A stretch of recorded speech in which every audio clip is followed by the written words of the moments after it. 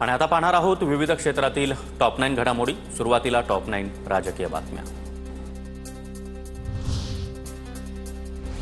मुख्यमंत्र्यांच्या उपस्थितीमध्ये आज रात्री 9 वाजता त्रिभाषेसंदर्भात महत्त्वाची बैठक। हिंदी भाषेला मनसे तसंच सामाजिक संघटनांकडून विरोध। भाषेसंदर्भात सरकार आपली भूमिका स्पष्ट करण्याची शक्यता। मुंबईत हिंदी सक्तीच्या विरोधात आज मनसेचं आंदोलन। संदीप देशपांडे यांच्या उपस्थितीमध्ये 12 वाजता दादरमध्ये आंदोलन होणार।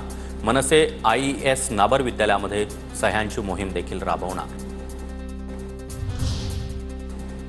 ठाकरेंच्या शिवसेना गटप्रमुखांचा निर्धार मेळावा। अरविंद सावंत यांच्या उपस्थितीमध्ये मेळाव्याचं आयोजन। परळमध्ये संध्याकाळी 6 वाजता मेळावा होणार। भाजप प्रदेशाध्यक्ष चंद्रशेखर बावनकुळेंचा आज दिल्ली दौरा। स्थानिक स्वराज्य संस्थांच्या निवडणुकीबाबत वरिष्ठांसोबत चर्चा होण्याची शक्यता। महत्त्वाच्या बैठकीसाठी बावनकुळे दिल्लीला जात असल्याची माहिती।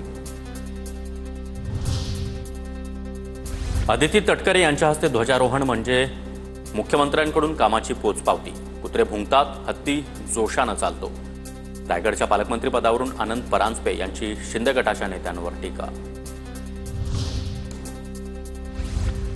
मुंबईतील दादर शिवसेना भवन परिसरामध्ये बॅनरबाजी। मंत्री नितेश राणे यांच्या वाढदिवसानिमित्त बॅनर। हिंदू धर्मरक्षक असा बॅनरवर उल्लेख।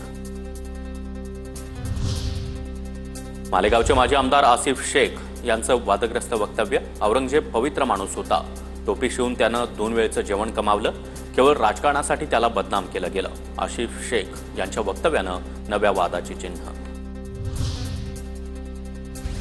वारीमुळे रस्ता जाम होतो, मात्र आम्ही नमाज पडल्यावर तक्रारी करतात। अबू आझमी यांचं देखील वादग्रस्त वक्तव्य। या वक्तव्यामुळे राजकीय वादंग निर्माण होण्याची शक्यता। अबू आझमी यांना वादग्रस्त वक्तव्य करण्याची सवय। वादग्रस्त वक्तव्य करून प्रसिद्धी मिळवतात। मुख्यमंत्री देवेंद्र फडणवीस यांचं उत्तर। फालतू विषयावर मी बोलणार नाही, फडणवीसांचं वक्तव्य।